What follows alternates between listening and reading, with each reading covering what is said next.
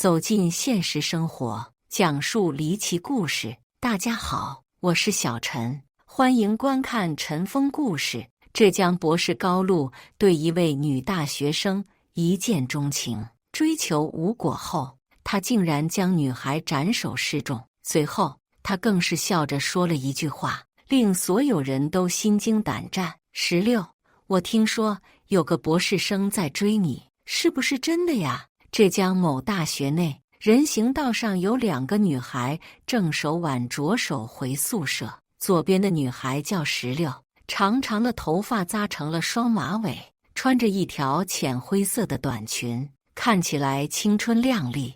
右边的女孩是她的室友长江江，2个人经常同出同归，既是饭搭子，也是好朋友。前些天，长江江因为有事情去了老家，过了2个星期才回来，但就分开了这2周，他就听说自己的好友在被人追求，对方似乎是一个博士生。哪有的事儿？那个人好像是来我们学校参加什么学术活动，恰好那天我在做志愿者，就和他认识了，并没有什么其他的联系。16矢口否认道。可我听班上的同学说，那个人连着好几天都来找你，甚至还追到了教室，大家都认为他想要追求你。长江江歪着脑袋说：“难不成你对他没意思？”我肯定对他没意思。16听到他这样说，几乎要跳了起来。我现在还不想谈恋爱，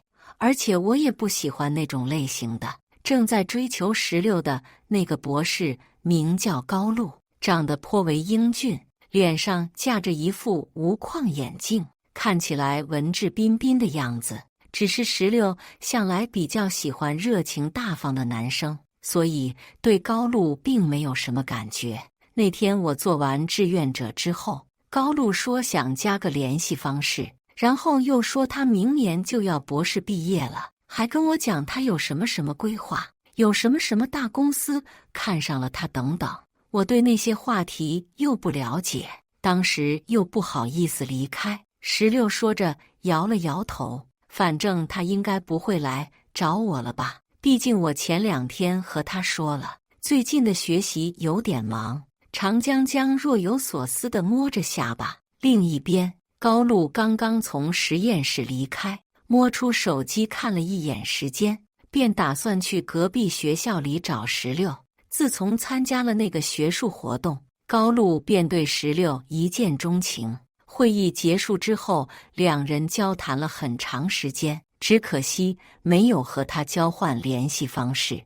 旁边的师兄看他站在门口发呆，调侃了一句：“怎么还不走？是在想那个美女吗？”“那可不是。”高露自信地说，“美女在隔壁，等我把她追到手，到时候请你们吃饭。”师兄笑了笑，鼓励道：“好，你加油。”高露点点头，当即就来了16的学校。可当他准备去找人的时候，16竟然主动过来了。说来也巧，16和长江江在图书馆待了一会儿，因为下午没有课，他们就打算自己学习。这时，16突然想起来自己还有作业没有写，老师要求他们按照标准格式写一篇论文，内容不重要，但要他们熟悉格式，太痛苦了。我真的不喜欢这些作业。16整张脸都皱了起来，苦恼地说：“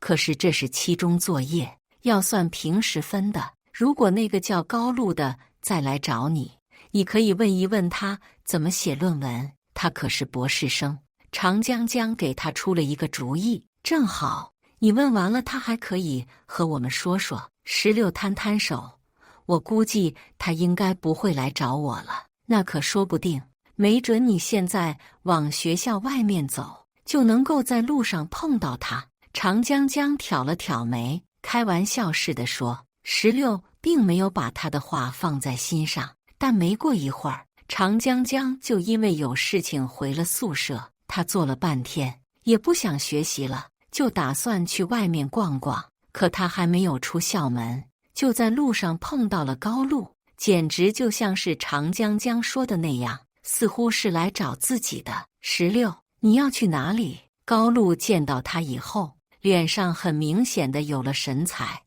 我想去学校外面走一走，我可以和你一起。高露直接站到了他旁边，又问：你吃饭了吗？16说自己刚刚吃完午饭，两人就肩并肩在外面转了一圈，其中也交换了联系方式。之后，16因为想要问论文的问题，便经常通过手机和他联系。高露觉得这是个好兆头，也认为自己打动了他的心，因此对他更加热情了。与此同时，高露的朋友们也都得知他在追求隔壁的一个女大学生，纷纷问他情况怎么样。高露觉得十拿九稳了，于是他特意去花店买了一束花，准备在今天表白。然而，当他来了16的学校，却听到他和同学在背后这样说自己。当时手上拿着花的高露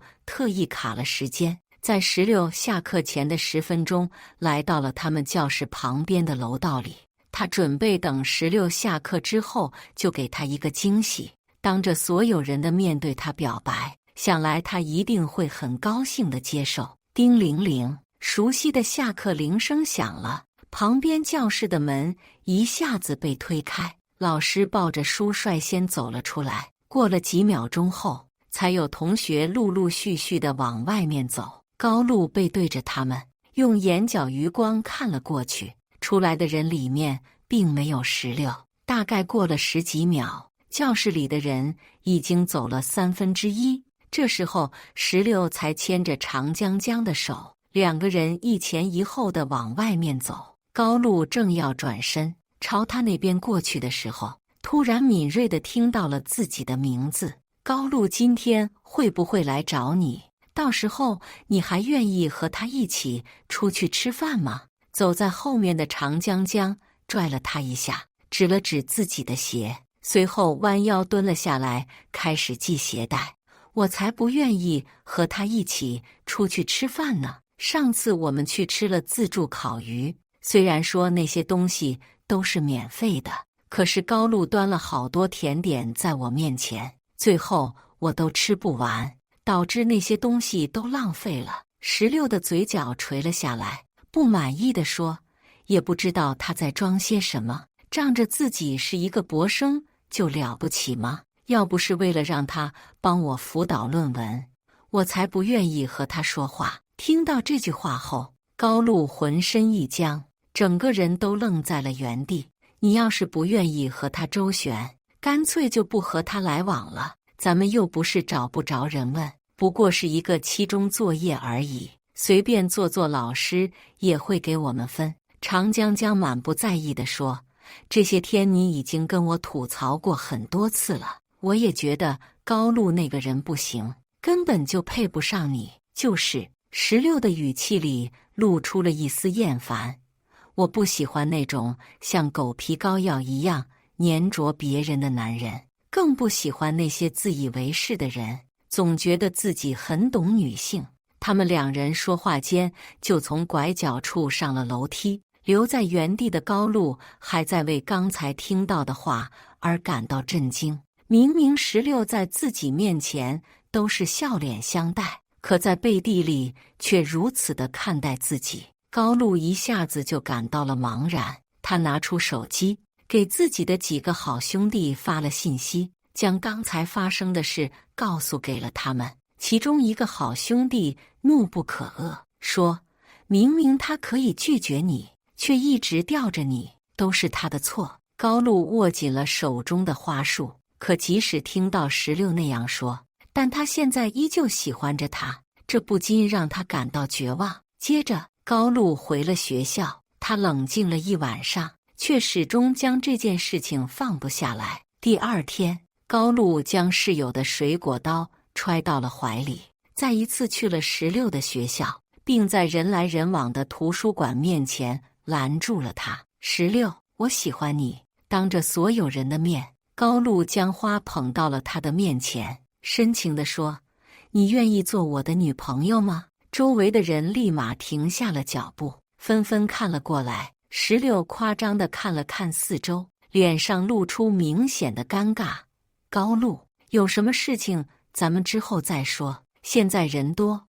他的意思很明显的是拒绝了，可高露就挡在他面前，不愿意让开。周围的人抱着看热闹的心思也盯着他们。然而接下来发生的一幕足以让所有人都感到惊悚。石榴，这么多天了，你就对我一点意思都没有吗？高露认真地看着他，目光一点点描摹着他脸部的轮廓。高露，我一直把你当朋友，这是再常见不过的拒绝的托词。石榴有些为难地说，我现在并没有要谈恋爱的想法，和你在一起我也很高兴，所以我们做朋友不好吗？可是我没有把你当朋友。石榴，我一直都在追求你，不要告诉我你没有看出来。高露嘴角勾出了一抹笑意，难道你是故意的，故意在吊着我，看着我为你神魂颠倒，然后你感到很得意是吗？石榴惊讶地瞪大了眼睛，连忙摇了摇头，我并没有这个意思。高露，我也不觉得我的言行举止有什么让你误会了的地方，你不拒绝我就是给我的最大误会。高露痛苦地闭了闭眼睛，看着面前这个状似无辜的女孩，她感觉自己的自尊心受到了严重的打击，同时也有一种深切的被羞辱了的感觉。下一秒，高露直接将藏在兜里的水果刀拿了出来，她毫不犹豫地往前面走了2步，直接一刀捅在了石榴的脖子上。几乎在瞬间，石榴的血就飙了出来。周围的同学压根都没有反应过来，就看到高露咬紧了牙，接着手上使劲用力，竟然在众目睽睽之下，直接将石榴的头给割了下来。啊！周围的人作鸟兽散开，惊慌失措地往四面八方跑着。高露将石榴斩首以后，在图书馆门前哈哈大笑，并扬言道，既然我得不到他，那么我就毁了他，他这辈子都不可能和别人在一起。说着，他又低下了头，用一种同情的眼光看着地上的尸体。石榴，你知道吗？从小到大，我想要的东西都能够得到，就连考上博士也是轻轻松松。只有你一直在拒绝我，我无法容忍你的存在，也不想让你变成我人生中的污点。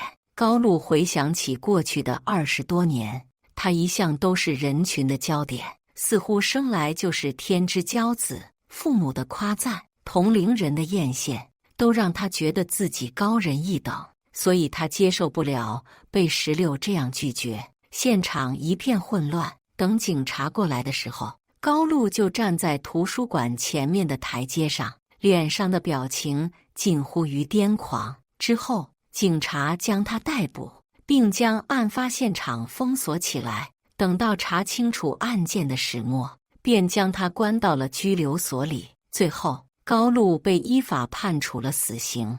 可他的行为却给这座大学留下了阴影，也让更多的人慎重地对待恋情。感谢大家的观看，欢迎大家在下方评论区讨论。如果你喜欢这类故事，记得点击订阅陈峰故事，并分享给更多的人，这会对我帮助很大。再次感谢大家的观看。